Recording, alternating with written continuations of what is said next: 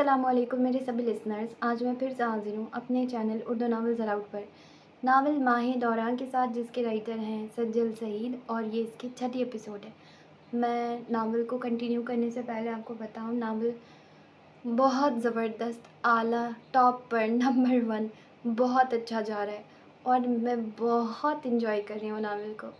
आपका मुझे ज़रा नहीं पता, और अगर कोई भी रीडर है तो मुझे लगता है कि उसको फ़ॉर श्योर ये नावल बहुत अच्छा लग रहा होगा। अब मैं कोशिश करूँगी कि सज्जल सईद मुझे अपने और भी नावल्स पढ़ने की इजाज़त दे दें, क्योंकि इस नावल के बाद तो उन्होंने मेरा दिल जीत लिया है। और आई होप कि आखिर तक मुझे डिसअपॉइंटमेंट बिल्कुल ना हो और नावल इसी तरह बहुत बहुत बहुत अच्छा चलता जाए, और ये जो मिस्ट्री है वो बिल्कुल मेरे सोच से अलग निकले। ऐसा कुछ ना हो जो मैंने एक्सपेक्ट किया हो या जिसका मैंने अंदाज़ा लगाया है, तभी तो नावल में मज़ा आएगा, है ना। जैकेट को दोनों हाथों से कॉलेज के मेन एंट्री एरिया को पार करती वो पार्किंग के सामने से गुजरकर अपने डिपार्टमेंट की जानिब बढ़ रही थी। 4 दिन के बाद वो मामा के मना करने के बावजूद कॉलेज आ चुकी थी। फाइनल्स करीब थे। वो मज़ीद घर नहीं बैठ सकती थी। मुसलसल बुखार से उसे अपना जिस्म अभी भी कमज़ोर सा महसूस हो रहा था। अहम लेक्चर लेने के बाद वो सीधा घर जाएगी, दिमाग में इरादा बनाया था। ब्राउन जीन्स पर ब्राउनी स्वेट शर्ट पहन रखी थी और मज़ीद सर्दी से बचने के लिए उस पर जैकेट पहनी थी। बाल मामूल के मुताबिक पोनीटेल में बंद थे। बैग कंधे पर डाले, लैपटॉप सीने से लगाए, वो सर झुकाए हमवार कदम उठाती पार्किंग एरिया से निकल रही थी। जब अपने नाम के पुकार पर बढ़ते कदम रुके थे, मुड़कर आवाज़ देने वाले को देखकर वो एक लम्हे के लिए हैरान हुई थी। माही दौरा, कैसी हो? लोगान का चेहरा देखते माँ को इज़ाबेला की सालगिरह की रात याद आई थी। कोई काम था? लहजा संजीदा रखे वो बोली। उसके चेहरे से लग रहा था वो हिचकिचा रहा था या शर्मिंदा सा था। मैं तुमसे माफ़ी मांगना चाहता था उस दिन इज़ाबेला की बर्थडे पर जो हुआ उसके लिए। माँ ने संजीदगी से उसे देखा। वो लोगान को राय लोगों के ग्रुप के अलावा नहीं जानती थी। वो उनसे 1 साल जूनियर था और माही दौरान को याद नहीं पड़ता था कि उन दोनों के दरमियान कभी कोई बात भी हुई हो। मैं तुम्हारी दोस्त हूँ। लोगान ने नासमझी से उसे देखा, फिर सरनफी में हिलाया। क्लासमेट? नहीं। हमारी माजी में कोई बहस हुई हो? अब वो मज़ीद कन्फ्यूज़ हो रहा था। नहीं। मुझे पूल में गिराने को किसने बोला था? उसके लहजे की सख्ती लोगान को अच्छे से महसूस हो रही थी। वो सिर्फ एक गेम थी। पूरे लॉन में तुम्हें गेम के लिए मैं मिली थी, जिसके साथ तुम्हारा कोई वास्ता भी नहीं था। मैं सॉरी कर रहा हूँ। सॉरी नहीं, नाम बताओ। उसने गहरी सांस भरे, सरनफी में हिला। वो नाम नहीं बताना चाहता था। ठीक, माफ़ी की उम्मीद मत रखना। वो मुड़ने लगी थी जब वो दोबारा उसके सामने खड़ा हुआ। गॉड, तुम सब भूलकर सिर्फ मेरी सॉरी पर फोकस करो। मैं शर्मिंदा हूँ, मुझे वो सब नहीं करना चाहिए था। तुम जानते हो लोगान, मैं एडमिन में तुम्हारी शिकायत भी कर सकती हूँ। चाहे हम कॉलेज में नहीं थे, लेकिन तुमने अपनी सीनियर से बदतमीज़ी की थी, और एक टॉपर होने के बायस मुझे इतनी रिलीफ है कि मैं तुम्हें सज़ा दिलवा सकूँ। सर्द लहजे में कही बात पर लोगान ने हाथ मुंह पर फेरा था। पहले वाली सज़ा काफ़ी नहीं थी क्या? उसकी बड़बड़ाहट पर माँ ने माथे पर सिलवटे डाले उसे देखा। क्या मतलब? कुछ नहीं, प्लीज़ किसी से शिकायत मत करना।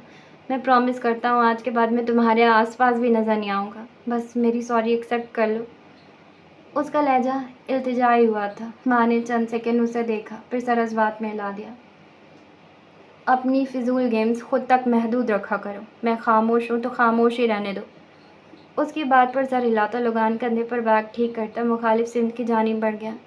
अपनी जगह पर खड़े माँ ने पार्किंग की सिम देखा। बाइक के साथ टेक लगाए वो अपने दोस्तों के साथ खड़ा था। हाथ में सिगरेट जल रहा था। नज़रें माँ पर फोकस थी। माहे दौरा, आवाज़ पर माँ ने अपनी सिम ताती रिया को देखा। चेहरे पर मुस्कुराहट फैली थी। कैसी हो? गॉड, तुम 4 दिन में इतनी कमज़ोर सी लग रही हो। बाजू उसके गिर्द फैलाई, अपने साथ लगाया। माँ की मुस्कुराहट मज़ीद गहरी हुई थी। अब ठीक हो? कुछ दिन और रेस्ट कर लेती। कॉलेज भागा तो नहीं जा रहा था। माँ का हाथ थामे वो डपटने के अंदाज में बोल रही थी। मैं मज़ीद टाइम नहीं ज़ाया करना चाहती थी। वैसे भी अब ठीक हूँ। उसके थामे हाथ को दबाया था। जवाबन रिया ने सरस बात में हिलाया। एक दूसरे का हाथ थामे ही वो डिपार्टमेंट की जानी बढ़ी। लुगान मिला भी मुझे, माँ बोली थी। क्या कह रहा था? सॉरी कर रहा था। माँ के जवाब पर रिया ने हल्का सा कहकहा लगाया था। जो उसका हशर हुआ था, मुझे तो लगा था वो तुम्हारे पाँव पड़ जाएगा। रिया की बात पर वो चलते चलते रुकी, ना समझी से उसे देखा। मतलब कैसा हशर? रिया के चेहरे से मुस्कुराहट खत्म हुई। तुम्हें नहीं पता? किस बारे में? अब की मर्तबा रिया ने सर नफ़ी में हिलाया था। तुमने यकीनन मेरी चाट नहीं खोली। मैंने वीडियो भेजी तो थी। वीडियो के जिक्र पर माँ का हाथ अपनी जैकेट के जेब में गया। मोबाइल निकाले उसने रिया की चाट खोली। उसकी भेजी वीडियो सामने आते ही उसने सामने खड़ी रिया को देखा। रिया ने सर बात में हिलाए दिलचस्पी से उसे देखा। माँ ने स्क्रीन को छूते वीडियो को चलाई। वो इज़ाबेला के घर का लॉन था, वही पूल था, वही लोग थे, लेकिन अब सबकी नज़रों का मरकज़ माँ नहीं थी, बल्कि रायत सुल्तान था, जो पुल के किनारे एक घुटना ज़मीन पर रखे लोगान को पीछे गर्दन से पकड़े पुल में गोते लगवा रहा था।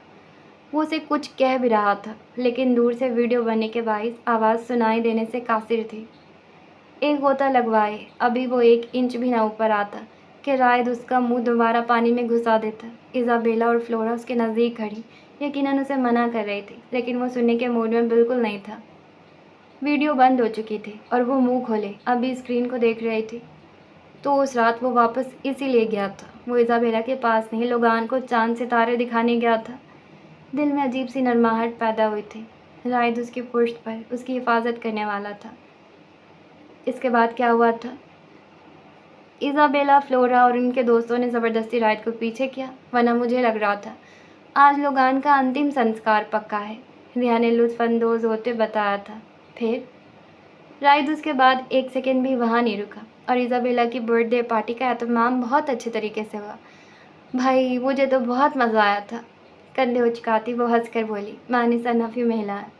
रिया ने गर्दन मोड़कर उसे देखा, जिसकी नज़र अब भी स्क्रीन पर रुकी वीडियो पर थी।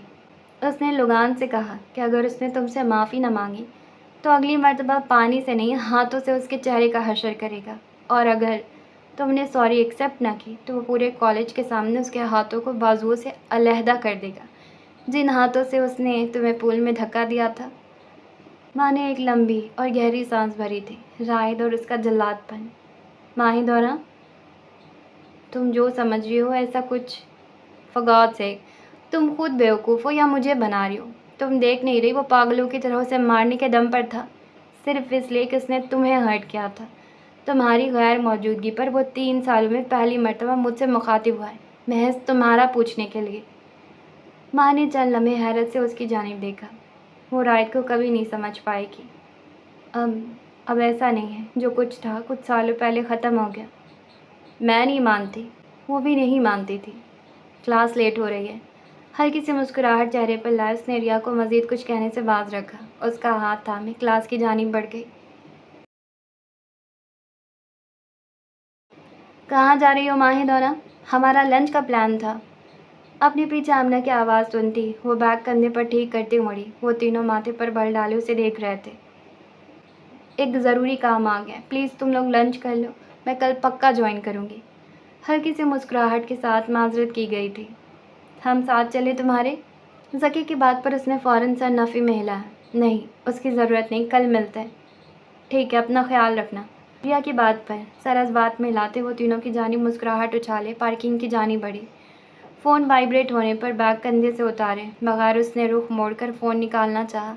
फ़ोन हाथ में आ चुका था, लेकिन उससे पहले ही एक ज़ोरदार टक्कर लगने पर बैग कंधे से जुदा होता ज़मीन पर गिरा था। नज़र उठाकर सामने देखने पर एक लम्हे को सांस अटका था। इज़ाबेला हाथ में कॉफ़ी का मग थामे खूंखार निगाहों से उसे देख रही थी। वजह उसका क्रीम कलर का स्वेटर था, जो माँ के टकराने के बाइस सामने से अच्छा खासा दागदार हो चुका था। सॉरी इज़ाबेला, मैं तुम्हें देख नहीं सकी। ज़मीन पर पड़े बैग और उसमें वाइब्रेट होते फ़ोन को वो फरामोश कर चुकी थी। तो देखना चाहिए था ना माहिदरा, अंधों की तरह चलने की बजाय देख कर चलना चाहिए था। सख्त लहजे पर माँ ने हल्की हैरत से उसे देखा। आगे चलते डैन और रायद उसकी आवाज़ पर मुड़े, फिर उल्टे कदम उठाते उन तक पहुँचे। मैं बैग से फ़ोन निकालने के चक्कर में सामने नहीं देख पाई, आई एम सॉरी। लहजा नर्म रखे वो बोली थी। ऐसी सूरत हाल पहली मर्तबा पेश आई थी, वो भी इज़ाबेला के साथ। मेरा सारा स्वेटर ख़राब कर दिया तुमने, और इतने आराम से सॉरी कह रही हो।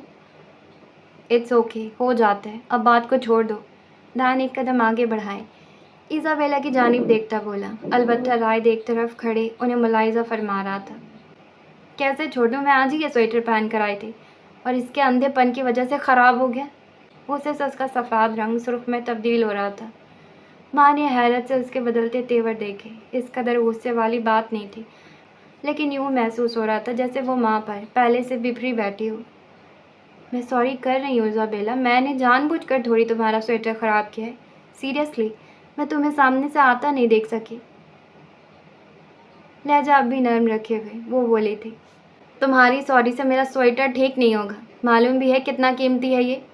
तुमने 1 सेकंड में ख़राब कर दिया। अब की मर्तबा माँ ने दाँत किचकिचाए थे। वो बात बढ़ा रही थी। माँ ने एक नज़र साइड पर खड़े रायद को देखा, जो लापरवाही से खड़ा जैसे सामने का सीन ख़त्म होने का इंतज़ार कर रहा हो। काम डाउन इज़ा, इतनी बड़ी बात नहीं है, स्वेटर लॉन्ड्री में देना, साफ़ हो जाएगा। डैड ने हमवार लहजे में बात ख़त्म करनी चाहिए थी, जिसे वह नज़रअंदाज किए सुर्ख चेहरा लिए माही दौरान को देख रही थी। ठीक है इज़ाबेला, तो मुझे स्वेटर की कीमत बताओ, मैं पे कर दूँगी। तुम्हारी इतनी औकात नहीं है माही दौरान कि तुम कीमत अफोर्ड कर सको। उसके लहजे से नफ़रत साफ वाज़ेह थी, जैसे वो कब का गुबार अंदर लिए बैठी हो।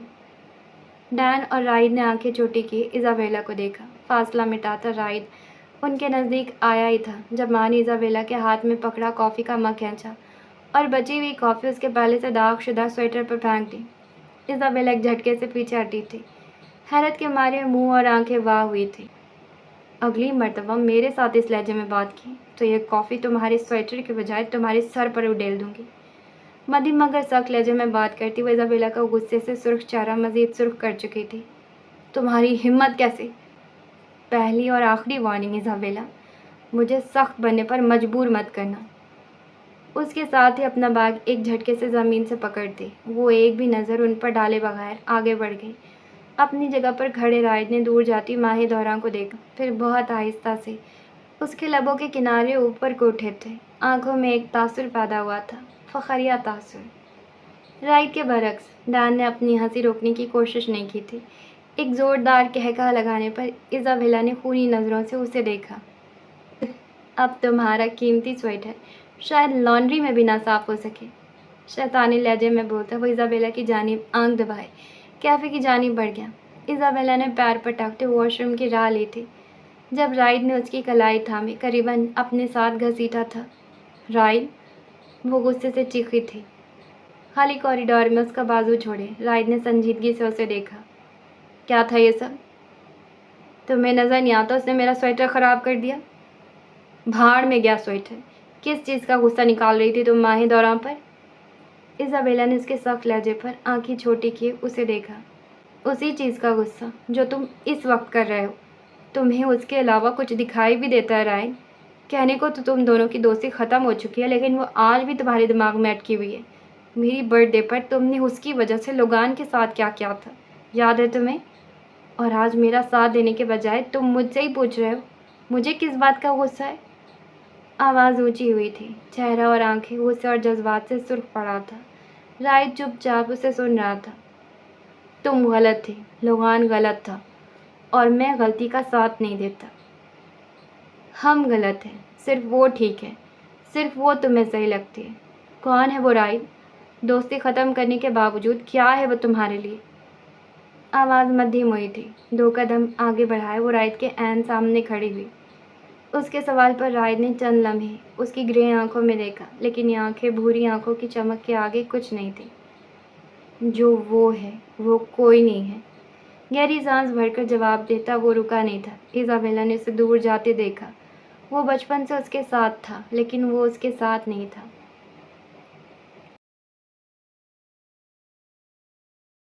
पार्किंग में पहुंचकर वो एक तरफ खड़ी हुई, चंद लंबे लंबे सांस भरकर खुद को कंपोज किया। वो गुस्सा नहीं करती थी, कभी गुस्सा आ भी जाए तो आराम से जब्त कर लेती थी, लेकिन कुछ देर पहले जो कुछ हुआ वो जब्त से बाहर था।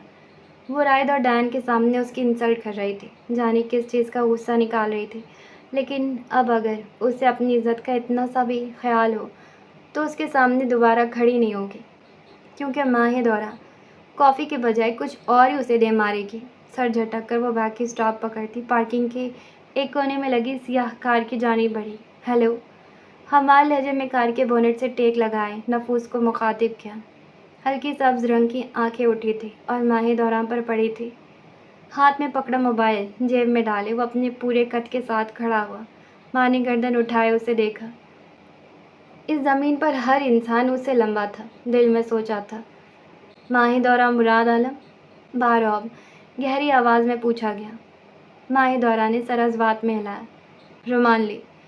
एक कदम उठाए उसने दायां हाथ माँ की जानिब बढ़ाया। माँ ने हल्के मुस्कुराहट के साथ उसका हाथ थामा था। जानती हूँ। रुमान ने सरस बात में हिलाया। उम्मीद है मैं लेट नहीं हुई। हाथ मिलाकर छोड़ती वो बोली। आप 20 मिनट लेट आई हैं। ओके, मेरी क्लास थी। कोई बात नहीं। एक नज़र उस पर डालते रुमान ने एक गिर नज़र दौड़ाई। हाँ, ने आपसे कांटेक्ट का बोला था। आप हाथ से मिले? रुमान ने वापस नज़रें उसकी जानिब लाई। भूरी आंखों में उम्मीद सी चमकी थी। मिला था। मुझसे मिलने को क्यों कहा उसने? मैं हाथ का केस दोबारा खोल रहा हूँ। इतने आराम से कही रुमान की बात पर माही दौरा चंद लम्हों के लिए खामोश हुई थी। मतलब? रुमान ने आंखें छोटी की उसे देखा। मतलब मैं हाथ का केस दोबारा खोल रहा हूँ। बात दोबारा दोहराई थी। लेकिन कैसे?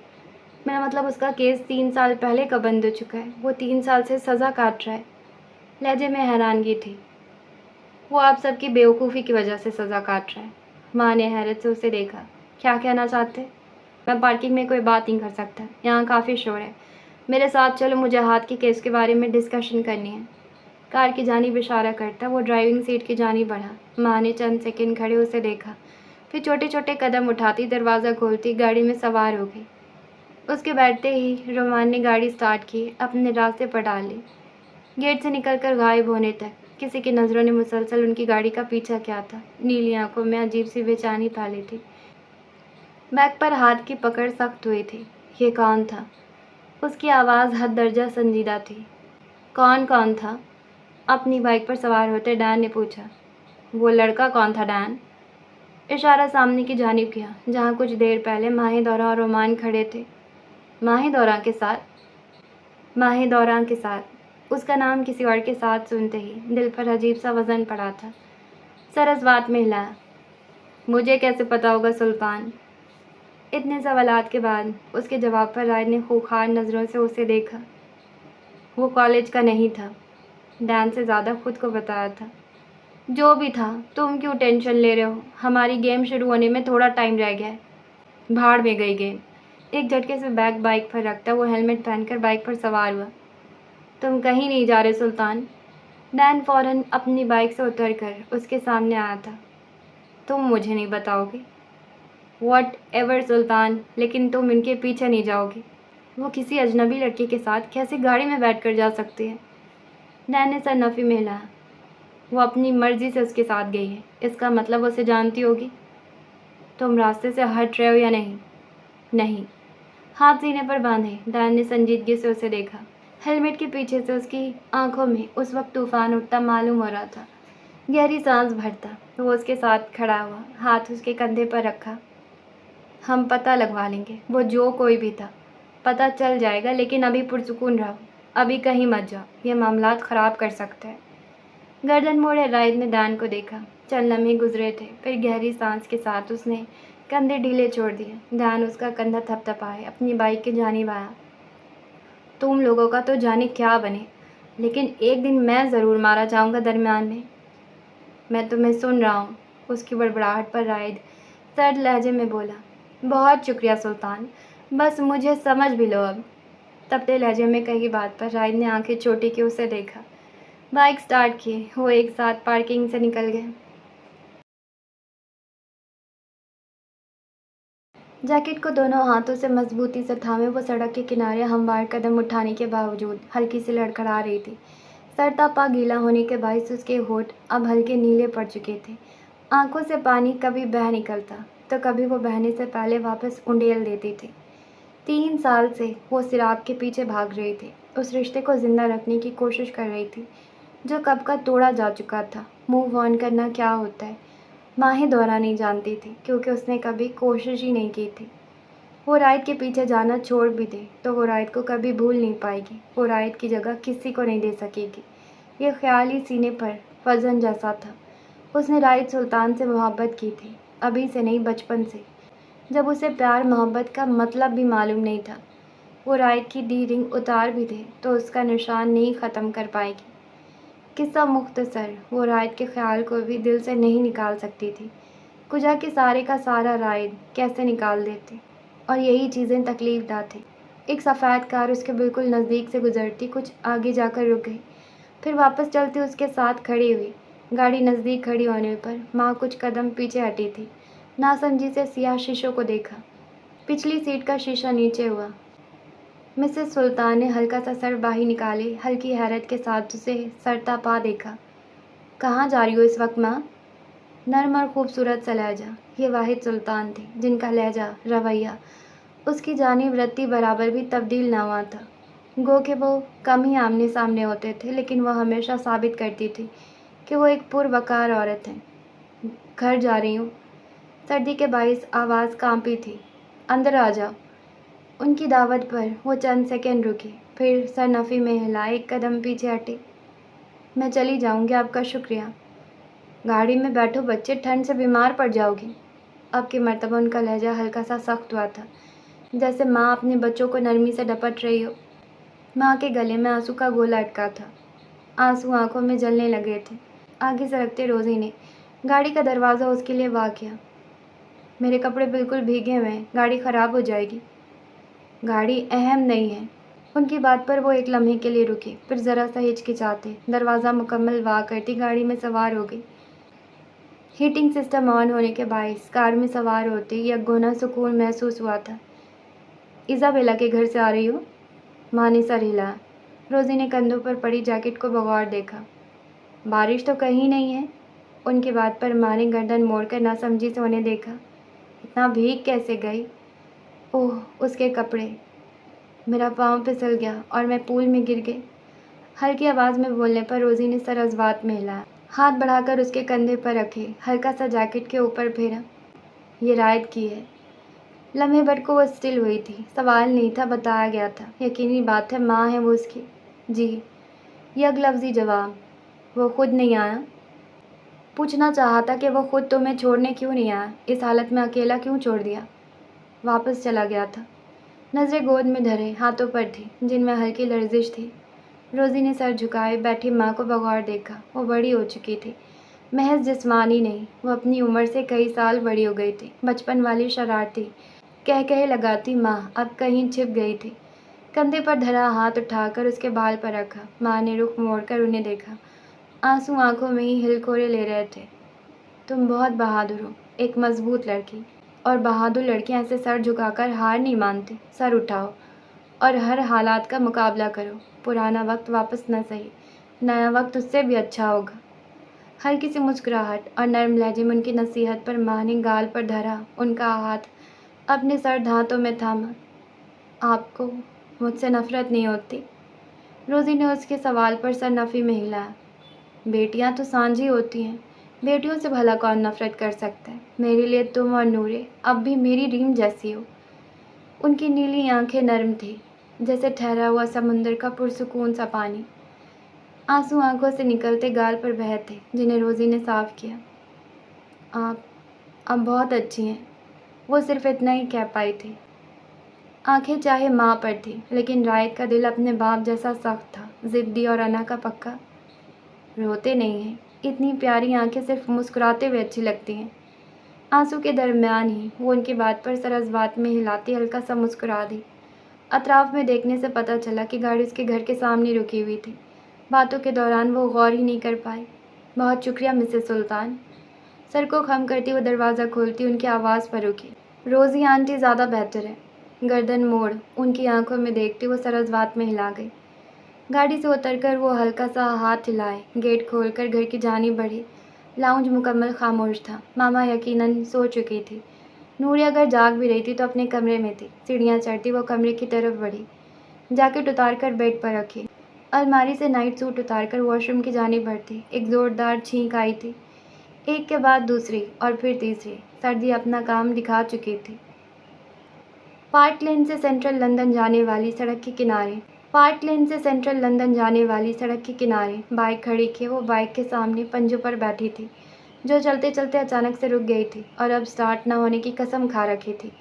माथे पर सिलवटे थे, जैसे वो सूरत हाल से बिल्कुल भी खुश ना हो। सियाह आंखें रात के वक्त रोशन शहर की रोशनियों में चमक रही थी। इर्द गिर्द लोग फुटपाथ पर आ और जा रहे थे। सड़क पर ट्रैफिक भी था। वो टैक्सी करवा कर भी अपनी मंजिल तक पहुंच सकती थी, लेकिन वो अपनी बाइक सड़क के किनारे नहीं छोड़कर जाना चाहती थी। मज़ीद कुछ देर गुजरी। एक बाइक उसके करीब आकर रुकी। नज़रें उठाने पर जो हस्ती नजर आई, उस वक्त उसे देखकर नूरे के अंदर तक सुकून उतरा था। तुमने सड़क के किनारे बैठे भीख कब से मांगना शुरू कर दिया रेड हेड? हेलमेट उतारकर पहली बात पर ही वो नूरे के चेहरे पर आई हल्की सी मुस्कुराहट को धो चुका था। नूरे ने आंखें घुमाई थी। तुम जैसा दोस्त तो लोग दुश्मन ही पाल लें। उसके चढ़े अंदाज पर वो अंदर ही अंदर मुस्कुराया था। क्या कर रही हो इस वक्त यहाँ? अब की मर्तबा नरमी से पूछा था। बाइक नहीं स्टार्ट हो रही। मुंह बनाए अपनी जगह पर ही बैठे उसने सर उठाए बाइक पर सवार डैन को देखा। वो फॉर्मल हुलिये में था। सियाह डिनर सूट के साथ वो हुडी और स्वेट शर्ट वाले डैन से कदरे अलग दिखाई दे रहा था। वो हैंडसम लग रहा था। मुझे पता है मैं बहुत डैशिंग और हैंडसम हूँ। काली बिल्ली की तरह मत देखो। इशारा उसकी सियाह आंखों की जानिब था। तुम इतने तैयार होकर कहाँ गए थे? उसकी आवाज़ हल्की हुई थी। लहजे में अजीब सा तासुर उभरा था। डैन ने लब दबाए, उमड़ने वाली मुस्कुराहट दबाई। ऐसे तैयार होकर कहाँ जाते हैं नूरे? नूरे? वो उसका नाम क्यों ले रहा था? रेड हेड, जिंजर ब्राउन वगैरह क्यों नहीं?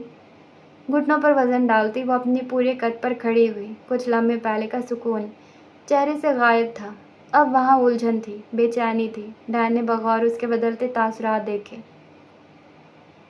तुम डेट पर गए थे? उसकी आवाज़ में हल्की सी बेयकीनी थी। अगर कहूँ हाँ तो? फ्लोरा के साथ?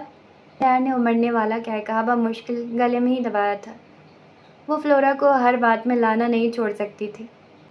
जिसके साथ भी नूरे? तुम्हारी शक्ल ऐसे क्यों है जैसे तुम्हें बुरा लग रहा हो?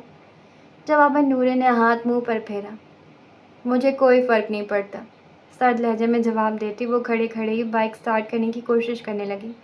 हेलमेट हैंडल पर टिकाए डैन अपनी बाइक से उतरकर उसके साथ खड़ा हुआ। एक तरफ झुके उसके संजीदा चेहरे को देखा। फ़र्क तो पड़ता है, तुम मानती नहीं वो अलग बात है। अब की मर्तबा वो नज़रअंदाज हुआ था। बाइक स्टार्ट करती नूरे ने हाथों की मुट्ठियाँ बनाए बाइक की सीट पर मारी थी। ये गुस्सा बाइक न स्टार्ट होने का था या किसी और चीज़ का। डैन कंफ्यूज था। डैड की कंपनी में ऑफिशियल डिनर था, मैं वहाँ से आ रहा हूँ। नूरे को खामोश देखते वो दोबारा बोला, तुम जहाँ से भी आओ डैनी, मुझे क्यों बता रहे हो? क्योंकि तुम खुद पूछ रही थी। ओके। नूरे ने आंखें बंद के गहरी सांस भरी, रुख मोड़कर उसके सामने खड़ी हुई बाजू पर सीने बांधे। बाइक पर? कार में जाता तो डैड के साथ वापस आना पड़ता और मैं इतने प्रोफेशनल लोगों के साथ मज़ीद वक्त गुजार कर अपना दिमागी तवाज़ुन ख़राब नहीं करना चाहता। आंखें घुमाकर जवाब देता वो आगे बढ़ा। बाइक की चाबियां नूरे के हाथ से पकड़कर टैंक कवर खोले झुक कर देखा। ये खाली है। नूरे ने हैरत से आगे बढ़कर देखा। मैंने सू भी तो फुल करवाया था। बाइक भी तो इस्तेमाल में थी ना रेड हेड। चाबियां वापस उसके हाथ में थमाई। तुम जा कहाँ रही थी? सवाल पर नूरे ने डैन को देखा। मेरा आइसक्रीम का मूड था। उसके हल्का सा हिचकिचाकर बताने पर डैन मुस्कुराया था। गालों पर गढ़े मंजर में आए थे। नूरे ने एक नज़र देखते नज़रें फेरी। अपना बाइक स्टार्ट किए बगैर डैन ने सड़क के किनारे लगाए लॉक किया। यहाँ आगे ही पेट्रोल स्टेशन है, तुम चाहो तो साथ चल सकती हो, वरना यहीं इंतज़ार करो, मैं पेट्रोल लेकर वापस आता हूँ। तुम मुझे डायरेक्शन बता दो, मैं खुद ले आऊँगी। तुम घर चले जाओ, मैं तुम्हें अकेला छोड़कर नहीं जाना चाहता। जवाब का इंतज़ार किए बगैर वो मुकाबिल से चलने लगा। नूर एक नज़र बाइक पर डालती उसके पीछे भागी। क्यों नहीं? डैन ने गर्दन मोड़कर उसे देखा। मेरा दिल नहीं मानता। मुख्तसर सा जवाब था। नूरे को अपने दिल में नर्म सी फुहार फूटती महसूस हो रही थी। अगर मेरी जगह गुलाबो होती तब भी यही करते तुम? अजीब से सवाल पर डैन ने आंखें छोटी की उसे देखा। फ्लोरा बाइक नहीं चलाती। फ़र्ज़ कर लो, तुम हर बात में उसे क्यों घुसा लेती हो नूरे? उसका लहजा हल्का सा सर्द हुआ था, जैसे उसे अच्छा न लगा। नूरे ने खामोशी से उसे देखा। वो वाकई अजीब सवालात कर रही थी। सर नफ़ी में हिलाए वो चुपचाप उसके साथ चलने लगी।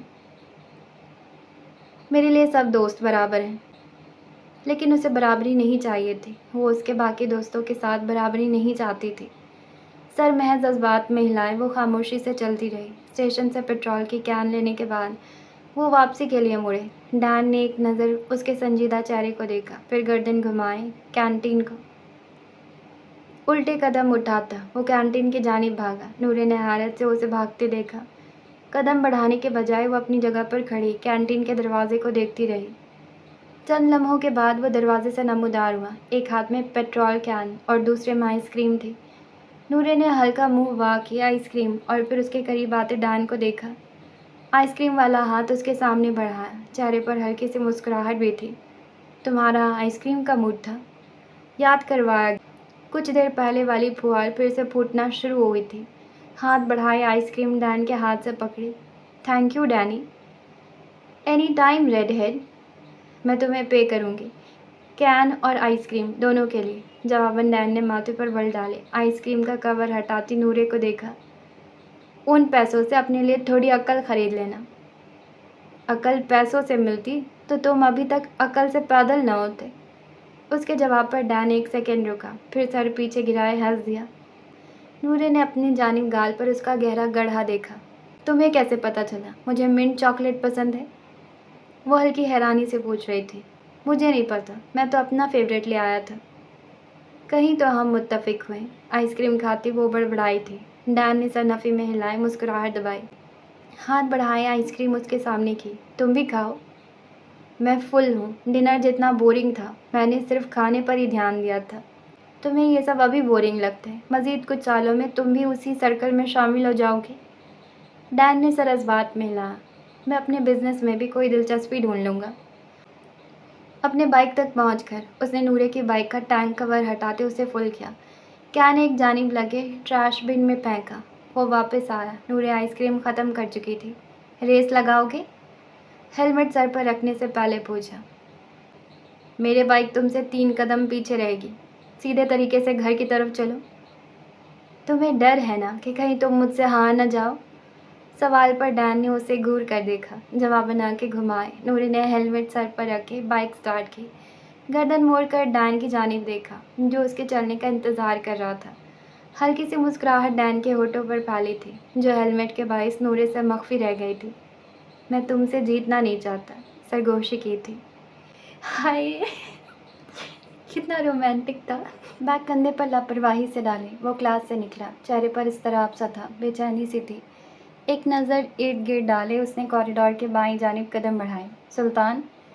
डैन की आवाज़ पर वो बिना मुड़े रुका। कैफ़े इस तरफ है। राइड ने माथे पर बल डाले उसे देखा। जानता हूँ। वहाँ क्यों जा रहे हो फिर? बताना ज़रूरी है। जवाब पर डैन ने मुस्कुराहट दबाई। मत बताओ, चलो साथ में चलते हैं। बाजू उसके कंधे के गिर्द फैलाया। राइड ने आंखें बंद किए खोली, फिर एक झटके से अपना कंधा आज़ाद करवाया। 10 मिनट में आ रहा हूँ। डैन ने कुछ बोलने को मुंह खोला, फिर सरजवात में हिलाता कैफ़े की जानिब बढ़ गया। उसके जाने के बाद राइड ने वापस कदम अपनी मंजिल की तरफ बढ़ाए। लाइब्रेरी में दाखिल होते उसने आंखें घुमाने से खुद को बाज रखा था। इतनी खामोश दुनिया थी यहाँ, और वो इस दुनिया का बासी बिल्कुल नहीं था। आखिरी मर्तबा जाने कब लाइब्रेरी में कदम रखा था। गहरी सांस भरता वो आहिस्ता आहिस्ता कदम उठाता पूरी लाइब्रेरी का राउंड लेता। वहाँ मौजूद एक एक स्टूडेंट को देखता रहा था। जब वहाँ से मायूसी हुई तो वो रेक्स की जानिब बढ़ा। हर सेक्शन में देखने पर भी कुछ ना मिला। नीली आंखों की बेचैनी में इजाफा हुआ था। 3 दिन से उसने माही दौरान को नहीं देखा था। वो 3 दिन से कॉलेज नहीं आ रही थी, और ये बात हैरत अंगेज़ थी। उसने कभी कॉलेज मिस नहीं किया था। बारिश, बर्फ़बारी, नेज़ हर हालत में वो क्लास लेने कॉलेज पहुंच जाती थी। उसके दोस्तों से वो किसी भी सूरत नहीं पूछना चाहता था। नूरे अपने डिपार्टमेंट में थी, लेकिन उससे वो बात ही नहीं करता था। हाथ पहले से बिखरे बालों पर फेरता वो वापस कदम उठाता लाइब्रेरी से बाहर निकला। कैफ़े पहुंचकर उसने डैन के साथ सीट संभाली। डैन ने गर्दन मोड़कर उसका आजिज़ाया चेहरा देखा। कुछ बताना पसंद करोगे? राइड ने कुछ फासले पर बैठे माही दौरान के दोस्तों को देखा। रिया, ज़की और आमना बातों में मसरूफ़ थे, लेकिन उनके साथ वो नहीं थी, और यही चीज़ उलझा रही थी। तुम्हारी नूरे से बात हुई? किस बारे में? किसी भी बारे में। डैन ने नासमझी से उसे देखा, जैसे वो अपना दिमागी तवाज़ुन हल्का सा घर छोड़ आया हो। मेरी नूरे से 3 दिन पहले मुलाकात हुई थी। क्यों पूछ रहे हो? फ़ोन पर भी बात नहीं हुई। मेरी गर्लफ्रेंड थोड़ी है जो मैं उससे फ़ोन पर बात करूँगा। अजीब। उसके सवालात से डैन अब उलझ रहा था। राय ने गर्दन मोड़कर माथे पर सिलवट्टे डाले उसे देखा। माहे दौरा कॉलेज क्यों नहीं आ रही? ओह! डैन ज़ब्त के बावजूद हल्का सा मुस्कुराया था, जिस पर राइड ने एक पंच उसके कंधे पर जड़ दिया। सुल्तान, ये तुम्हारा पंचिंग बैग नहीं है। कंधे मलते वो बोला। वो कॉलेज क्यों नहीं आ रही? सवाल दोहराया था। मुझे क्या मालूम भाई, मैं उसके घर थोड़ी रहता हूँ। तो डैन उसके घर चले जाते। हो सकता है वो घर पर ना हो, कहीं गई हो, टाउन से बाहर। मेरा मतलब नामुमकिन। वो टाउन से बाहर नहीं जाती, वो कभी ऐसे कहीं नहीं गई। फ़ोन करो उसे। मैं? तुम डैन, फ़ोन करो उसे। डैन ने सर नफ़ी में हिलाया। जैकेट से फ़ोन निकाले। माहिर दौरान का नंबर मिला, जो सीधा वॉइस मेल पर गया था। राइड ने हैरत से डैन के हाथ में पकड़े फ़ोन को देखा। माहिर दौरा ऐसे फ़ोन बंद नहीं करती थी, कभी नहीं करती थी। क्यों कर रहे हो ये सब? डैन के सवाल पर उसने नासमझी से देखा। मतलब? जब तुम उससे नफ़रत करते हो तो उसकी गैर मौजूदगी से तुम्हें कोई फ़र्क नहीं पड़ना चाहिए सुल्तान। लम्हे भर को वो चुप हुआ। मैं उसके पास जवाब नहीं था। डैन हल्का सा हंसा था।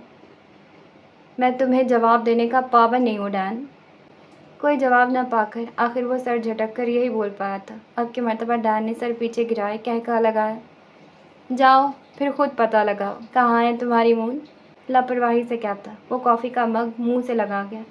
राइड ने हाथों की मुट्ठियाँ बनाए उस पर हमला करने से खुद को रोका। एक गहरी सांस भरकर वो अपनी कुर्सी से उठा और माही दौरान के दोस्तों के टेबल की तरफ बढ़ा। रियांका। करीब पहुंचकर रिया को आवाज़ दी, जिस पर तीनों ने हल्की हैरत से राइड को देखा। उसने शायद कभी उनसे बात नहीं की थी। हैरानगी तो बनती थी। राइड। अपनी जगह पर बैठे रिया बोली, 1 मिनट। एक नज़र ज़की और आमना को देखती रिया अपनी जगह से उठती कुछ कदम दूर खड़े राइड के सामने खड़ी हुई। वो कॉलेज क्यों नहीं आ रही? सीधे सवाल पर रिया ने नासमझी से उसे देखा। वो कौन? राइड का दिल चाहता वो पास पड़ी कुर्सी उठाकर किसी के सर पर दे मारे। इतने सवालात क्यों कर रहे थे ये सब? माहे दौरा। दांत किचकिचाए बोलने पर रिया ने मुंह ओ की सूरत बनाया। तुम्हें कोई काम था माहे दौरा से? बाखुदा। सवाल का जवाब सिर्फ। रिया ने बाजू सीने पर बांधे। जवाब के बदले जवाब। क्या अजीब दोस्त है माही दौरा की। वो सिर्फ सोच सका था। कोई काम नहीं। सच बोला था। पूछने की वजह? अब उसे रिया के पास आना अपनी गलती लग रही थी। तुम सिर्फ जवाब नहीं दे सकती। रिया ने सर हिलाया। वो बीमार है। बीमार? दिल एक लम्हे को बैठा था। क्या हुआ उसे? Fever, flu. रिया ने बगौर उसके चेहरे पर फैलती बेचैनी को देखा। अब कैसी है? जवाबन रिया ने कंधे उचकाए। आखिरी मर्तबा कल दिन में बात हुई थी, उसके बाद से उसका फ़ोन बन जा रहा है। नूरे को फ़ोन करती है उसकी मॉम को? रिया उसके सवालात पर नासमझी से उसे देख रही थी। मेरे पास माही दौरान के अलावा किसी का नंबर नहीं है। और राय, तुम उसके घर के बिल्कुल सामने रहते हो। मेरी इतलात के मुताबिक अगर तुम्हें इतनी फ़िक्र है तो तुम खुद जाकर उसका हाल पूछ लो। बल्कि उसे फ़ोन ऑन करने का भी कह देना, ताकि हम उससे बात कर सकें। बात पूरी करके मुस्कुराहट उछालती वो वापस अपने दोस्तों की जानी बढ़ गई। अपनी जगह पर खड़े रायन ने दांत किचकिचाए थे। वो बीमार है। प्रियंका के अल्फाज दिमाग में घूम रहे थे। सर्दी के बायस वो कांप रही थी और उसके होंठ नीले पड़े थे। मॉम की बात कानों में गूंजी थी। जब वो इज़ाबेला के घर से वापस आया था, मॉम ने उसे माही दौरान से मुलाकात का बताया था और उसकी हालत ज़ार भी। वो ठंड की वजह से बीमार पड़ गई है। हाथों की मुट्ठियाँ कई देर से दबाने के बायस अब दर्द करने लगी थी, लेकिन दिल में जो दर्द सा उठ रहा था वो सबसे तकलीफदा था। कोई जवाब मिला? डैन उसके साथ खड़ा हुआ था। वो बीमार है डैन। आवाज़ हल्की थी। डैन ने संजीदगी से उसे देखा। मैं आज उसे देखने जाऊंगा। उसकी बात पर राइड ने आंखें चोटी के उसे देखा। मैं उसे देखना चाहता। एक एक लफ्ज़ पर जोर दिया था। तुम उसके घर नहीं जाते सुल्तान?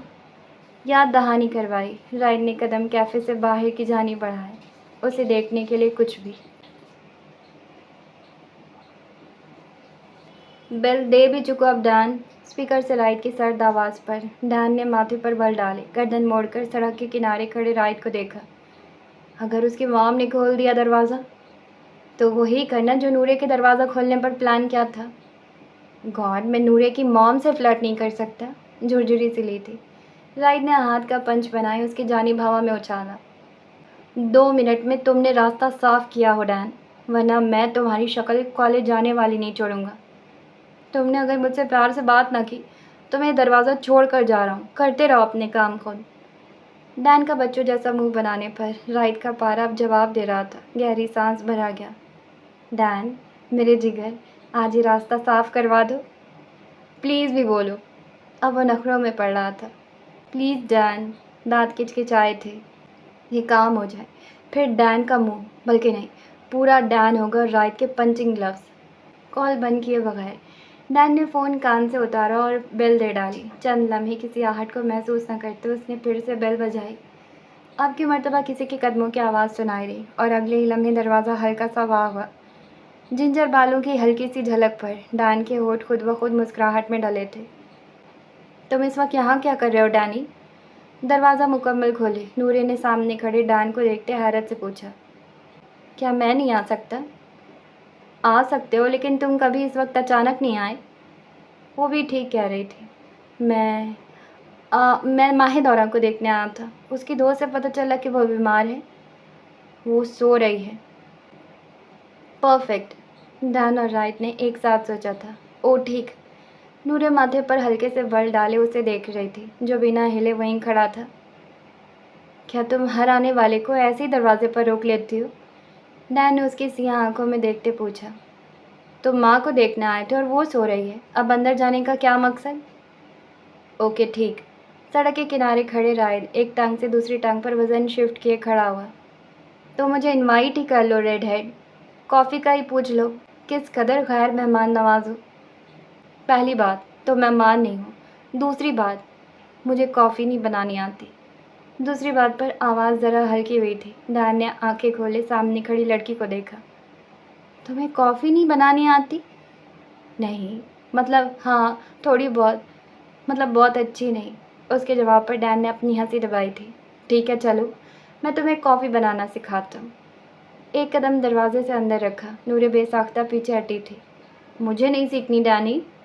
आवाज़ हल्की सी निकली थी। डैन ने बगौर उसके चेहरे को देखा। वहाँ हिचकिचाहट थी, जैसे वो इस वक्त उसे घर के अंदर ना आने देना चाहती हो। डैन का दिल चाहता था वो वहीं से वापस हो ले। वो नूरे के चेहरे पर बेचैनी नहीं देखना चाहता था, लेकिन सड़क के किनारे खड़े सुल्तान ने अपना सारा गुस्सा उसके खूबसूरत चेहरे पर निकालना था। तुम कंफ्यूज हो रही हो? नहीं, बिल्कुल नहीं। झूठ। तुम्हें मुझ पर ट्रस्ट नहीं किया नूरे। मैं डैन हूँ, तुम्हारा दोस्त। हाँ, हमारी दोस्ती कुछ अजीब है, लेकिन उसने बात अधूरी छोड़ दी। उस मकाम पर वो राइड को एक साइड पर रखे नूरे को अपनी दोस्ती का यकीन दिला रहा था। फॉर गॉड सेक डैनी, तुम इमोशनल क्यों हो रहे हो? दरअसल तुम कभी इस वक्त हमारे घर नहीं आए, बल्कि गहरी सांस खारिज की थी। छोड़ो, तुम आओ। पीछे हटते उसने रास्ता छोड़ा। जहाँ राइड को सुकून मिला था, वहीं डैन को अपना आप अजीब लग रहा था। घर में दाखिल होते उसने दरवाज़ा हल्का सा खुला छोड़ दिया। मैं तुम्हारे लिए कॉफ़ी बनाती हूँ। शुक्रिया, लेकिन मैं तुम्हारी कॉफ़ी पीकर ईआर में रात नहीं गुजारना चाहता, इसलिए मैं तुम्हें कॉफ़ी बनाना सिखाऊंगा। कदम ओपन किचन की जानिब उठाए थे। नूरे ने नाक मरोड़े उसे देखा। कुकिंग के मामले में माही दौरा मामा पर गई थी। मामा को देख देख कर अब वो बेकिंग भी कर लेती थी, लेकिन नूरे वो सिर्फ खाना जानती थी। तुम क्यों जाग रही थी? शेल्फ के साथ टेक लगाया उसने नूरे के जिंजर ब्राउन बालों को देखा, जो उस वक्त ढीले जोड़े में मुकीद थे। असाइनमेंट पर काम कर रही थी। कैबिनेट से कॉफ़ी की चीज़ें निकाले, डैन के साथ शेल्फ पर रखी। कैसा जा रहा है तुम्हारा लॉ प्रोग्राम? काफ़ी अच्छा। मुझे लगा था मैं नहीं कर सकूँगी, लेकिन खैर, ऐसा कोई काम नहीं जो नूरे ना कर सके। जवाबन डैन हल्का सा हंसा था। बात तो सच थी। 2 मग में कॉफ़ी और चीनी डालकर 1 चम्मच पानी डाले डैन ने हैंड ब्लेंडर से उसे मिक्स करना शुरू किया। नूरे की नज़र उसके काम करते हाथों पर थी। तुम्हें कॉफ़ी बनाना किसने सिखाई? ग्रेस ने। डैन के घर की कुक ने, जो जवानी से लेकर अब बुढ़ापे तक उनके घर कुक के काम सर अंजाम दे रही थी। ऐसा कहना बेहतर होगा कि वो उनके घर का एक हिस्सा बन चुकी थी। वाओ! वो सिर्फ इतना बोल पाई थी। जेब में पड़ा डैन का मोबाइल वाइब्रेट हुआ था। लम्हे भर को ब्लेंडर पर हाथ रुका। वो रात के काम से यहाँ आया था और वो उसे मुकम्मल फरामोश कर चुका था। ग्रेट। मग और ब्लेंडर नूरे की जानिब बढ़ाए, जिसे नासमझी से नूरे ने थामा था। इसे अच्छे से ब्लेंड करो कि गोल्ड ब्राउन टेक्सचर बन जाए। मैं चम्मच से मिक्स करता हूँ। अपने मग को देखते वो बोला। नूरी ने सर उस बात में हिलाया। उसकी तवज्जो कॉफ़ी की जानिब लगवाए। डैन ने मोबाइल जेब से निकाली राइट को मैसेज छोड़ा। हल्के वाह हुए दरवाजे में से सर निकालकर उसने घर के अंदर नज़र दौड़ाई। दाएं जानिब ओपन किचन में डैन और नूरे बात कम और बहस ज़्यादा कर रहे थे। नूरे की कमर दरवाजे की जानिब थी, जबकि डैन उसके सामने शेल्फ पर बैठा था, गहरी सांस भरता। वो दरवाज़ा मज़ीद थोड़ा खोले अंदर दाखिल हुआ। खामोश कदम उठाता वो किचन के सामने पहुंचा। डैन ने उसे देखते उमड़ने वाली हंसी बामुश्किल होठों को पेवस करते दबाई थी। राइट सुल्तान चोरों की तरह कदम उठाता किसी के घर में घुस रहा था, वो भी एक लड़की की झलक देखने। काश वो इस वक्त उसकी वीडियो बना सकता और फिर सारी ज़िंदगी उसे ब्लैकमेल करता। डैन ने दिल से ख्वाहिश की थी। प्रियंका से माँ के बारे में मैंने नहीं, राइट ने पूछा था। किचन के सामने से उठता राइट का कदम डैन की बात पर हवा में ही मौलिक हुआ। मुंह और आंखें वाह किए डैन को देखा। जवाबन डैन ने अपनी पूरी तवज्जो नूरे और कॉफ़ी के कप पर रखी थी। राइट ने, नूरे की हैरत में डूबी आवाज़ गूंजी थी। हाँ। राइट ने जबड़ा ज़ोर से भींचा। खुद को किचन में दाखिल होकर डैन के चेहरे पर मुख के बरसाने से बाज रखा था। चंद कदम उठाता वो नूरे की नज़र से साइड पर होकर खड़ा हुआ। मुझे लगता है वो अभी भी माँ को पसंद करता है, नूरे ने तबसरा किया था। पसंद? मुझे तो वो पागल लगता है। वो बिल्कुल नफ्सियाती मरीज़ बन चुका है माही दौरा के लिए।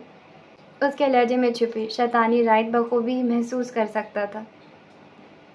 तुम्हें मुझसे कोई नहीं बचा सकता अब डैन के बच्चे।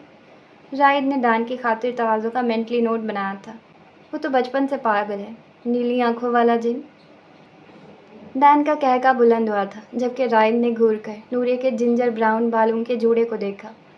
वो वाकई जिन है, खौफनाक, खतरनाक, गज़बनाक। अपनी बात कहकर डैन नूरे समेत हंसा था। मज़ीद अपनी ज़ात पर तारीफ़ें सुनने के बजाय वो सिमाब का कमरा पार करता सीढ़ियों की जानिब बढ़ा। माँ के कमरे के हैंडल पर हाथ रखता वो रुका। चंद गहरी सांसें भरी, फिर हैंडल घुमाकर दरवाज़ा खोलता अंदर दाखिल हुआ। कमरा नीम अंधेरे में डूबा था। राइट ने आंखें खोले, माँ को देखना चाहा। बेड पर किसी की मौजूदगी महसूस हो रही थी, लेकिन अंधेरे के बाइस वो वाज़े तौर पर देखने से कासिर था। स्विच बोर्ड पर हाथ रखता वो ज़रा सा हिचकिचाया, फिर कमरे की लाइट ऑन कर दी। बेड पर वो डबल ब्लैंकेट में दुबकी पड़ी थी, चेहरा भी ब्लैंकेट में छुपा रखा था। छोटे छोटे कदम उठाता वो बेड के नज़दीक पहुंचकर सिरहाने की तरफ एक घुटना ज़मीन पर टेक कर बैठा। हाथ बढ़ाकर बिल्कुल नरमी से उसके चेहरे से ब्लैंकेट हटाया। चेहरा मंजर पर आते ही राइट ने गहरी सांस भरी थी। पूरे 3 दिन के बाद वो उसे देख रहा था। हर रात घर दाखिल होने से पहले उसके कमरे की बालकनी भी खाली मिलती थी। बुखार के बायस उसके गाल और नाक सुर्ख हुए पड़े थे। बंद आंखों के नीचे हल्के भी नमदार हो गए थे। वो 3 दिन से बीमार थी और उसे आज पता चल रहा था। राइट की नज़र गाल के पास तकिए पर रखे उसके बाएं हाथ पर गई, जहां आधा चांद उसकी उंगली में जगमगा रहा था। चेहरे पर एक साया सा गुजरा था। वो तमाम मंजर आंखों के सामने आए थे जब उसने माहे दौरा को पूरी फैमिली के सामने ये रिंग पहनाई थी। ज़िंदगी पुरसुकून थी, खुशियों से भरी। वो स्टेट्स जाने के लिए भी तैयार था। माहे दौरा उसकी थी। इस हकीकत के साथ वो दुनिया के किसी भी कोने में जाने को तैयार था। फिर सब खत्म हो गया। सुकून, खुशियाँ, ख्वाब। नज़र वापस उसके सोए हुए चेहरे पर आई। उसके नैन नक्श मासूम से लग रहे थे। बेसाख्ता राइट का दिल उसके चेहरे के नकूश को छूने का चाहा, लेकिन अपना हाथ वो वापस ले चुका था। गेट वेल सून मून, सरगोशी नुमा आवाज़ में बोलता। वो ब्लैंकेट वापस अपनी जगह पर रखता खड़ा हुआ। लाइट बंद करने से पहले एक मरतबा मुड़कर माँ को देखा, फिर रोशनी बुझाता वो कमरे का दरवाज़ा अपने पीछे बंद करता वहाँ से निकल गया। दरवाज़ा बंद होते ही ब्लैंकेट पीछे करती वो उठ कर बैठी थी। बुरी आंखों में हैरत थी, नमी थी और ऐसे ही कई तासुरात थे। वो बेयकीन थी। राहिद उसे देखने उसके घर आया था। वो घर जिसमें 3 साल से उसने कदम नहीं रखा था, वो सिर्फ उसे देखने यहाँ आया था। कैसे, किसके साथ, वो नहीं जानना चाहती थी। हकीकत ये थी कि वो चंद लम्हे पहले उसके पास बैठा उसे देख रहा था, और उसने उसको मून कहा था। मून, जाहिद की मून। हाथ दिल पर रखा था, जो खुशी और बेयकीनी से मामूल से कुछ ज़्यादा स्पीड पर धड़क रहा था। वो नीम गुनूदगी में थी जब दरवाज़ा खुलने की हल्की सी आवाज़ आई थी। नूरे या मामा का ख्याल करती वो आंखें बंद किए ब्लैंकेट में दुबकी रही। चंद लम्हे गुजरे थे जब उसके करीब आकर कोई बैठा था और फिर उसका ब्लैंकेट पीछे हुआ। वही लम्हा था जब माँ को अपनी सांस रुकती मालूम हुई थी। वो उस खुशबू से वाकिफ़ थी। यह रात का परफ्यूम था। उसकी नज़रों की तपिश में पहले से सुर्ख हुए गाल मज़ीद अनार हुए। वो आँख नहीं खोलना चाहती थी। अगर खोल देती तो यह ख्वाब सी कैफियत ख़त्म हो जाती। वो दोबारा अपने खोल में आ जाता और हकीकत सामने होने के बावजूद उसे झुठला देता। और फिर उसके सरगोशी में उसको मून कहने पर माँ की बंद आँखों में भी नमी सी उभरी थी। चंद लम्हे मज़ीद और फिर वो रोशनी बुझाकर कमरे से निकल गया, लेकिन अपनी खुशबू वो उसके नज़दीक ही छोड़ गया था। और फिर तुम मुझसे नफ़रत का दावा करते हो। बंद दरवाजे को देखते उसने सरगोशी की। डैन और नूरे की आवाज़ें अब भी किचन से आ रही थी। किचन के सामने से गुजरते उसने डैन को बाहर आने का इशारा किया और हॉल के अधखुले दरवाजे से बाहर निकल गया। मुझे उम्मीद है अगली मर्तबा तुम इसी तरह की कॉफ़ी बनाओगी। खाली मग शेल्फ पर रखता वो नीचे उतर कर खड़ा हुआ। नूरे ने मग पकड़े सिंक में रखे। जब तुम कॉफ़ी बनाने के लिए मौजूद हो तो मैं क्यों मेहनत करूं? नूरे की बात पर डैन ने मुस्कुराते सन्नाफी में हिलाया। मैं चलता हूँ। माहिदौरा को मेरी तरफ से पूछ लेना। कदम बाहर की जानिब उठाए। Thank you Danny.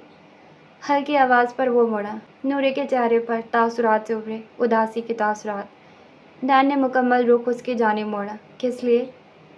माँ 3 दिन से बीमार थी और अपने कमरे से बाहर नहीं निकल रही थी। मामा अपने इंस्टीट्यूट की वजह से काफ़ी मसरूफ़ थी। मैं बहुत अकेला महसूस कर रही थी। घर की खामोशी अजीब सी लग रही थी। उसके अतराफ़ पर डैन का अपने दिल पर वज़न सा पड़ता महसूस हुआ था। मेरा नंबर है तुम्हारे पास? नूरे ने सर इस बात में हिलाया। आइंदा ऐसा महसूस करो तो मुझे टेक्स्ट या कॉल कर लिया करना। फिर मैं तुम्हारे लिए कॉफ़ी बना दिया करूँगा, या हम वॉक पर निकल जाया करेंगे। मिंट चॉकलेट चिप आइसक्रीम खाएंगे। कुछ भी ऐसा जिसके बाद तुम अकेला महसूस ना करो। नूरे ने बगौर उसके गालों के गढ़ों को देखा, फिर मुस्कुराते सर इस बात में हिला दिया। कभी कभी तुम भी अच्छी बातें कर जाते हो। नूरे के तबसरे पर नैन ने हाथ बालों में फेरा था। सिर्फ तुम्हारे लिए नूरे लव। मुस्कुराहट ढली थी, माथे पर सिलवटें नमदार हुई थी। निकलो, इससे पहले कि मैं छुरी तुम्हारे इन गढ़ों में घोंप दूँ। वो वापस अपने रूप में आ चुकी थी। डैन सर पीछे गिराए कहका लगाता, 2 उंगलियां माथे पर रखे नूरे की जानिब उछालता वहाँ से निकल गया। दरवाज़ा लॉक करते नूरे ने उसकी बातें याद करते सन्नाफी में हिलाया। और क्या कह रहे थे तुम? मैं पागल हूँ, खौफनाक, खतरनाक, गज़बनाक जिन हूँ। वह आहिस्ता आहिस्ता कदम उठाता डैन के करीब आ रहा था। चेहरा संजीदा था, माथे पर बल नुमाया थे, और नफ्सियाती मरीज़ भी। सुल्तान मेंशन के सामने खड़े डैन ने हंसी दबाए उसे याद दहानी करवाई थी। ओह हाँ, नफ्सियाती मरीज़ भी। उसके करीब पहुंचने पर डैन ने 2 कदम पीछे उठाए थे। मुझे इस सूरत हाल में डालने के लिए तुम इसे छोटा सा बदला समझ लो। अब राइड उसकी जानिब कदम उठा रहा था और डैन कदम पीछे की जानिब उठाता उससे दूर हो रहा था। कैसी सूरत हाल डैन के बच्चे? तुम तो अंदर जाकर भूल गए कि मैं बाहर खड़ा तुम्हारे मैसेज का इंतज़ार कर रहा हूँ। एक ही जश्न में राहिद ने छलांग लगाए। उसकी गर्दन के गिर्द अपना बाजू लपेटा था। डैन का कहकहा बेसाख्ता था। मैं कॉफ़ी बनाने में मसरूफ़ हो गया था। वो मज़ीद उसके गुस्से को हवा दे रहा था और राहिद मज़ीद उसकी गर्दन को जकड़ रहा था। और फिर तुम कहते हो कि तुम नूरे को पसंद नहीं करते। उसके कंफ्यूज होने पर तुम गिड़गिड़ाकर अपनी दोस्ती का यकीन दिलाने के लिए इतनी सी दूरी पर थे। हाँ, तो मैं उसे पसंद नहीं करता, लेकिन वो मेरी मौजूदगी से कंफ्यूज हो रही थी। मैं मतलब डैन से। एक मर्तबा मेरा दिल चाहा था मैं वहीं से वापस हो लूँ। तुम वापस आते तो तुम्हारी गर्दन अब तक मैं अलहदा कर चुका होता। डैन ने हाथ अपनी गर्दन के गिर्द लपेटे, उसके बाजू पर रखा और फिर एक ही झटके में वो अपनी गर्दन आज़ाद करवाए रायत का बाजू उसकी कमर पर मरोड़ चुका था। गेम सिर्फ तुमने थोड़ी खेली है सुल्तान। उसकी शैतानी मुस्कुराहट पर राहिल ने दांत किचकिचाए थे। मैं ठीक कह रहा था, तुम वाकई पागल हो चुके हो, माहिर दौरान के लिए पागल। बाजू छोड़ो डैन, मैं इस वक्त सड़क पर तुमसे फाइट के मूड में नहीं हूँ। उसकी बात पर डैन की गिरफ्त मज़ीद सख्त हुई थी। पहले मानो कि माहिर दौरा से तुम्हारी नफ़रत के दावे झूठे हैं। तुम आज भी उससे मोहब्बत करते हो। मोहब्बत? उसे लगता था वो माहिर दौरा से मोहब्बत करता है। वो मोहब्बत नहीं करता था, हरगिज़ नहीं करता। राहिल सुल्तान माहिर दौरा से इश्क करता है, जिसकी आग में वो रोज़ खुद को जलाता था। डैन, सर्द आवाज़ में वार्निंग दी गई थी। तुम सारी दुनिया को पागल बना सकते हो सुल्तान, लेकिन डैन को नहीं। मैं तुम्हारी उस रग से भी वाकिफ़ हूँ जिसका तुम्हें अपने जिस्म में मौजूदगी का भी इल्म नहीं। वो ठीक कह रहा था। डैन और सुल्तान दो बराबर उंगलियाँ थी। खामोशी पर उसका बाजू आज़ाद करता, वो चेहरे पर मुस्कुराहट लिए पीछे हटा। कल मिलते हैं। शब खैर मून के राहिल। इससे पहले कि राहिल एक मरतबा फिर उसे जकड़ता, वो अपने घर की जानिब दौड़ लगा चुका। पीछे खड़े राहिल ने हाथ बालों में फेरे, सामने घर की बालकनी पर देखा। खाली, सुनसान। गहरी सांस भरता वो अपने घर में दाखिल हो गया। हाय, कितना रोमांटिक था। बहुत रोमांटिक था और बिल्कुल भी क्रिंजी नहीं था। नूरी और डैन के सीन्स जितने ही रोमांटिक होते हैं और बिल्कुल भी क्रिंजी नहीं होते, और मैं उनको पूरा एंजॉय करती हूँ। हाय रब्बा, मैं इस नावल को कितना एंजॉय कर रही हूँ मैं आपको बता भी नहीं सकती। जब जब नावल को स्टॉप करने का टाइम आता है, यानी काफ़ी रात हो जाती है, अब मुझे नावल को स्टॉप करना पड़ेगा, लेकिन मेरा दिल ज़रा नहीं चाह रहा कि मैं नावल को यहाँ स्टॉप करूँ। और मैं क्या ही बताऊँ, एक बहुत अरसे के बाद एक ऐसा नावल मिला है जो मेरा दिल खुश कर रहा है, और मैं बहुत बहुत बहुत एंजॉय कर रही हूँ। हम मिलते हैं कल इसके नेक्स्ट एपिसोड के साथ। आप जाने से पहले चैनल को सब्सक्राइब करें, लाइक करें, शेयर करें, कमेंट्स करें, मुझे दुआओं में याद रखें। ओके, तो बाय।